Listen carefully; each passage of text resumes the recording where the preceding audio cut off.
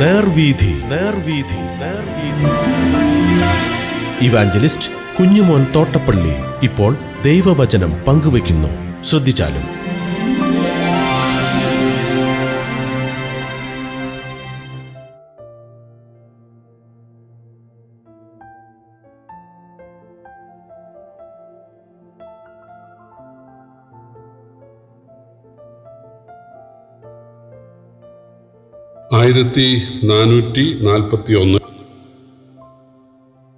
യിരെമ്യാ പ്രവചനം 7-ാം അധ്യായം. ഞാൻ വായിക്കുന്നത് ശ്രദ്ധിച്ചാൽ, യഹോവയിങ്കൽ നിന്ന് യിരെമ്യാവിനുണ്ടായ അരുളപ്പാട് എന്തെന്നാൽ, നീ യഹോവയുടെ ആലയത്തിൻ്റെ വാതിൽക്കൽ നിന്നുകൊണ്ട് യഹോവയെ നമസ്കരിപ്പാൻ ഈ വാതിലുകളിൽ കൂടെ കടക്കുന്നവരായ എല്ലാ യഹൂദയുമായുള്ളവരെ യഹോവയുടെ അരുളപ്പാട് കേൾപ്പീൻ എന്നീ വചനം വിളിച്ചു പറയുക. ഇസ്രായേലിൻ്റെ ദൈവമായ സൈന്യങ്ങളുടെ യഹോവ ഇപ്രകാരം അരുളി ചെയ്യുന്നു, നിങ്ങളുടെ നടപ്പും പ്രവൃത്തികളും നന്നാക്കുവിൻ, എന്നാൽ ഞാൻ നിങ്ങളെ ഈ സ്ഥലത്ത് വസിക്കുമാറാക്കും. യഹോവയുടെ മന്ദിരം യഹോവയുടെ മന്ദിരം യഹോവയുടെ മന്ദിരം എന്നിങ്ങനെയുള്ള വ്യാജവാക്കുകളിൽ ആശ്രയിക്കരുത്. നിങ്ങളുടെ നടപ്പും പ്രവൃത്തികളും നിങ്ങൾ വാസ്തവമായി നന്നാക്കുന്നുവെങ്കിൽ, നിങ്ങൾ തമ്മിൽ ന്യായം നടത്തുന്നുവെങ്കിൽ, പരദേശിയെയും അനാഥനെയും വിധവയെയും പീഡിപ്പിക്കാതെയും കുറ്റമില്ലാത്ത രക്തം ഈ സ്ഥലത്ത് ചിഹ്നിക്കാതെയും നിങ്ങൾക്ക് ആപത്തിനായി അന്യദേവന്മാരോട് ചെന്ന് ചേരാതെയും ഇരിക്കുന്നുവെങ്കിൽ, ഞാൻ നിങ്ങളുടെ പിതാക്കന്മാർക്ക് കൊടുത്ത ദേശമായ ഈ സ്ഥലത്ത് നിങ്ങളെ എന്നും എന്നേക്കും വസിക്കുമാറാക്കും. നിങ്ങൾ പ്രയോജനമില്ലാത്ത വ്യാജവാക്കുകളിൽ ആശ്രയിക്കുന്നു. നിങ്ങൾ മോഷ്ടിക്കുകയും കൊല ചെയ്യുകയും വ്യഭിചരിക്കുകയും കള്ളസത്യം ചെയ്യുകയും ബാലിന് ധൂപം കാട്ടുകയും നിങ്ങൾ അറിയാത്ത ദേവന്മാരോട് ചെന്ന് ചേരുകയും ചെയ്യുന്നു. പിന്നെ വന്ന് എൻ്റെ നാമം വിളിച്ചിരിക്കുന്ന ഈ ആലയത്തിൽ എൻ്റെ സന്നിധിയിൽ നിന്നുകൊണ്ട് ഞങ്ങൾ രക്ഷപ്പെട്ടിരിക്കുന്നു എന്ന് പറയുന്നത് ഈ മ്ലേച്ഛതകളൊക്കെയും ചെയ്യേണ്ടതിന് തന്നെയോ? എൻ്റെ നാമം വിളിച്ചിരിക്കുന്ന ഈ ആലയം കള്ളന്മാരുടെ ഗുഹ എന്ന് നിങ്ങൾക്ക് തോന്നുന്നുവോ? എനിക്കും അത് അങ്ങനെ തന്നെ തോന്നുന്നു എന്ന് യഹോവയുടെ അരുളപ്പാട്. എന്നാൽ ആദിയിൽ എൻ്റെ നാമം വിളിച്ചിരുന്ന ശീലോവിലുള്ള എൻ്റെ വാസസ്ഥലത്ത് നിങ്ങൾ ചെന്ന് എൻ്റെ ജനമായ ഇസ്രായേലിൻ്റെ ദുഷ്ടത നിമിത്തം ഞാൻ അതിനോട് ചെയ്തത് നോക്കുവിൻ.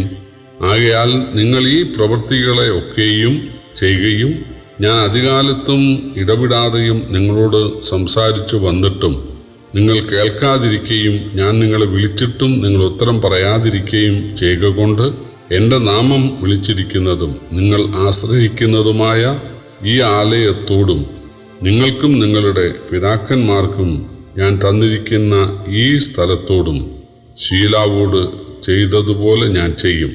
നിങ്ങളുടെ സകല സഹോദരന്മാരുമായ എഫ്രയീം സന്തതിയെ ഒക്കെയും ഞാൻ തള്ളിക്കളഞ്ഞതുപോലെ നിങ്ങളെയും എൻ്റെ മുമ്പിൽ നിന്ന് തള്ളിക്കളയും എന്ന് യഹോവയുടെ അരുളപ്പാട്. അതുകൊണ്ട് നീ ഈ ജനത്തിനു വേണ്ടി പ്രാർത്ഥിക്കരുത്, അവർക്ക് വേണ്ടി യാചനയും പ്രാർത്ഥനയും കഴിക്കരുത്, എന്നോട് പക്ഷപാതം ചെയ്യുകയും അരുത്. അവർ നിന്റെ അപേക്ഷ കേൾക്കുകയില്ല.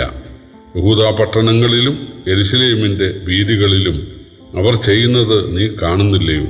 എനിക്ക് കോപം വരത്തക്കവണ്ണം അവർ ആകാശരാജ്ഞിക്ക് അപ്പം ചുടേണ്ടതിന് അന്യദേവന്മാർക്ക് പാനീയ ബലി പകരേണ്ടതിനും മക്കൾ വിറക് പെറുക്കുകയും അപ്പന്മാർ തീ കത്തിക്കുകയും സ്ത്രീകൾ മാവ് കുഴയ്ക്കുകയും ചെയ്യുന്നു.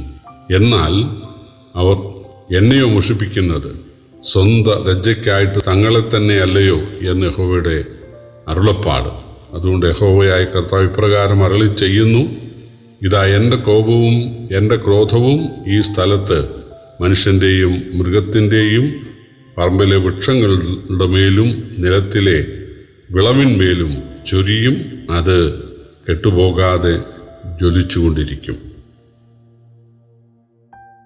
വടക്കേ രാജ്യമായ ഇസ്രായേൽ പാപം നിമിത്തം അശൂരിൻ്റെ അടിമത്തത്തിലേക്ക് പോയത് കണ്ടിട്ടും പഠിക്കാതെ തെക്കേ രാജ്യമായ യഹൂദ അതേ മ്ലേച്ഛതകൾ ചെയ്തുകൊണ്ടിരിക്കുന്ന കാര്യം വിളിച്ചു പറയാൻ യിരെമ്യാവിന് നിയോഗമുണ്ടായി. അവരുടെ പാപങ്ങൾ യിരെമ്യാവ് എണ്ണി പറഞ്ഞു.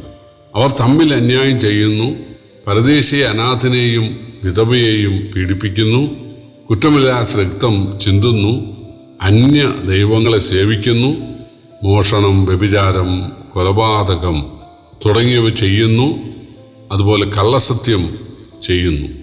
അവർ ഇതൊക്കെ ചെയ്ത ശേഷം ആത്മാർത്ഥതയില്ലാതെ ആലയത്തിൽ വന്ന് വഴിപാടുകൾ കഴിക്കുന്നതിനാൽ ദൈവാലയത്തെ കള്ളന്മാരുടെ ഗുഹയാക്കി മാറ്റുകയാണ്. ദൈവം ശമൂവേലിൻ്റെ കാലത്ത് ശീലോവിനെ ഫിലിസ്ത്യരാൽ തകർത്തു. നമുക്കതറിയാം. ദൈവത്തിൻ്റെ പെട്ടകം ഫിലിസ്ത്യർ പിടിച്ചുകൊണ്ട് പോകാനിടയായി. അതുപോലെ അതിനു മുമ്പ് അവിടെ ഉണ്ടായിരുന്ന ഏലി പുരോഹിതനെയും തൻ്റെ 2 മക്കളായ ഹൊഫ്നിയെയും ഫിനെഹാസിനെയും ഒരു ദിവസം കൊല്ലുവാൻ ദൈവം ഏൽപ്പിച്ചു കൊടുത്തു. അപ്പോൾ ദൈവാലയമുണ്ടായിരുന്ന ശീലോവിൽ ഇതുപോലെ ദൈവം ഒരു ശിക്ഷ നടത്തിയെങ്കിൽ യെരുശലേം ദേവാലയമുള്ള യഹൂദിയ സംസ്ഥാനത്ത് തീർച്ചയായിട്ടും ദൈവം ശിക്ഷ നടത്തും. കാരണം അതിനേക്കാൾ മ്ലേച്ഛതയാണ് ഇപ്പോൾ നടക്കുന്നത്. ജനം ആകാശരാജ്ഞിക്ക് കുടുംബമായിട്ട് ഭാര്യയും ഭർത്താവും മക്കളും ഒക്കെ ചേർന്ന് അപ്പം ചുടുകയും വിഗ്രഹങ്ങളെ ദേവാലയത്തിൽ സ്ഥാപിക്കുകയും ഒക്കെ ചെയ്യുകയാണ്. തങ്ങൾ ദൈവം നൽകിയ മക്കളെ അവർ മോലോക്കിന് നൽകുകയാണ്. മോലോക്കിൻ്റെ ചുട്ടുപഴുത്ത ആ പിച്ചള ആ ബിംബത്തിലേക്ക്, ആ കൈ നീട്ടി വെച്ചിരിക്കുന്ന ബിംബത്തിലേക്ക് തങ്ങളുടെ ഓമന കുഞ്ഞുങ്ങളെ വെച്ചു കൊടുക്കുകയാണ്. അവ പിടഞ്ഞ് ചാമ്പലാകുകയാണ്. അവർക്ക് യഹോവയായ ദൈവത്തിനു വേണ്ടി പ്രവർത്തിക്കുന്നതിനേക്കാൾ ഉത്സാഹമാണ് ഇങ്ങനെയുള്ള മോലോക്കിനു വേണ്ടി അല്ലെങ്കിൽ വിഗ്രഹങ്ങൾക്ക് വേണ്ടി ഒക്കെ ചെയ്യുവാൻ. അതുകൊണ്ട് തീർച്ചയായിട്ടും ദൈവം പറയുന്നത് അവരുടെ മക്കളെ ഞാൻ കൊല്ലും, അവരുടെ ദേശത്തെ ഞാൻ ശത്രുക്കൾക്ക്, അവരുടെ അതേ വിശ്വാസം ആചാരമുള്ള, അതായത് വിഗ്രഹങ്ങളെ സേവിക്കുന്ന ആളുകൾ വന്നവരെ തോൽപ്പിക്കാൻ, അടിമപ്പെടുത്താൻ ഞാൻ അനുവദിക്കുമെന്നാണ്. എന്നാൽ പാപങ്ങളെ വിട്ടുതിരിഞ്ഞ് നടപ്പ് നന്നാക്കുമെങ്കിൽ, പ്രവാചകന്മാരുടെ ശബ്ദം കേട്ടനുസരിക്കുമെങ്കിൽ ഞാൻ നിങ്ങളോട് ക്ഷമിക്കും. അല്ലെങ്കിൽ നിങ്ങളെയും നിങ്ങളുടെ മൃഗങ്ങളെയും നിങ്ങളുടെ സസ്യങ്ങളെയും ഉന്മൂലനാശം വരുത്തും. നിങ്ങളുടെ ശവങ്ങൾ ആകാശത്തിലെ പക്ഷികൾ തിന്നാനിടയാകും. അവയെ അടക്കാൻ ആരും ഉണ്ടാകുകയില്ല. മണവാളിൻ്റെയും മണവാട്ടിയുടെയും സ്വരം വീതിയിൽ കേൾക്കാതെയാകും. വിവാഹങ്ങളൊന്നും ഇവിടെ നടക്കുകയില്ല. കാരണം അതുപോലെ ജനനിരാശരും അതുപോലെ സ്വസ്ഥതയില്ലാത്ത ഒരവസ്ഥ ഉണ്ടാകും എന്നാണ് ദൈവം പറയുന്നത്.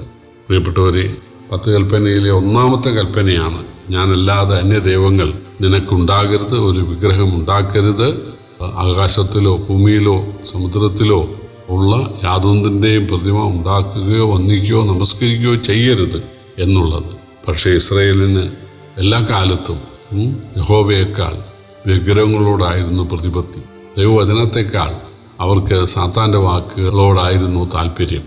ദൈവം പറയുകയാണ്, തീർച്ചയായിട്ടും നിങ്ങളെ ഞാൻ ഇവിടുന്ന് അടിച്ചിറക്കും, നിങ്ങൾ എൻ്റെ മഹത്വം അറിയാൻ അതിനാൽ ഇടയായിത്തീരും എന്നാണ്. പ്രിയപ്പെട്ടവർ, യേശുവിനെ രക്ഷകനായി സ്വീകരിച്ചിരിക്കുന്ന ദൈവമക്കളായ നമ്മെ സംബന്ധിച്ച് കർത്താവിൻ്റെ എല്ലാ സംരക്ഷണവും അനുഗ്രഹങ്ങളും നമുക്കവൻ തരുന്നുണ്ട്. എന്നാൽ ആ കർത്താവിൻ്റെ ഹിതം മനസ്സിലാക്കി ആ കർത്താവിൻ്റെ ഹിതത്തിനായി നമ്മളെ തന്നെ ഏൽപ്പിച്ചു കൊടുക്കാൻ മനസ്സില്ലാതെ പിന്നെയും പണം ദ്രവ്യാഗ്രഹം. ഈ ദ്രവ്യാഗ്രഹം എന്നുള്ളത് ഒരു വിഗ്രഹാരാധനയാണ്. ദൈവത്തിൽ ആശ്രയിക്കുന്നതിന് പകരം പണത്തിൽ ആശ്രയിക്കാനുള്ള ഒരു ചിന്ത, അത് വിഗ്രഹാരാധനയാണെന്നാണ് ബൈബിൾ പറയുന്നത്. നാം ദൈവത്തിൽ ആശ്രയിക്കുന്നതിന് പകരം പണമാകുന്ന വിഗ്രഹത്തിൽ ആശ്രയിക്കാൻ ഇടയായാൽ തീർച്ചയായിട്ടും ദൈവം നമ്മളെ ശിക്ഷിക്കും, ബാലശിക്ഷയിലൂടെ നമ്മളെ കടത്തും എന്നുള്ളത് തീർച്ചയായിട്ടും നമ്മൾ ഭയത്തോടെ ഓർക്കേണ്ടതാണ്. കർത്താവിനെ മാത്രം സ്നേഹിക്കുവാൻ, നമുക്ക് വേണ്ടി ചോരച്ചിന്തി കുരിശിൽ മരിച്ച് ഉയർത്തി ജീവിക്കുന്ന യേശുവിന് വേണ്ടി മാത്രം ജീവിക്കുവാൻ ദൈവം നമ്മെ ഏവരെയും സഹായിക്കട്ടെ. കർത്താവിൻ്റെ വലിയ നാമം ഇന്ന് വന്നേക്കും വാഴ്ത്തപ്പെടുമാറാകട്ടെ.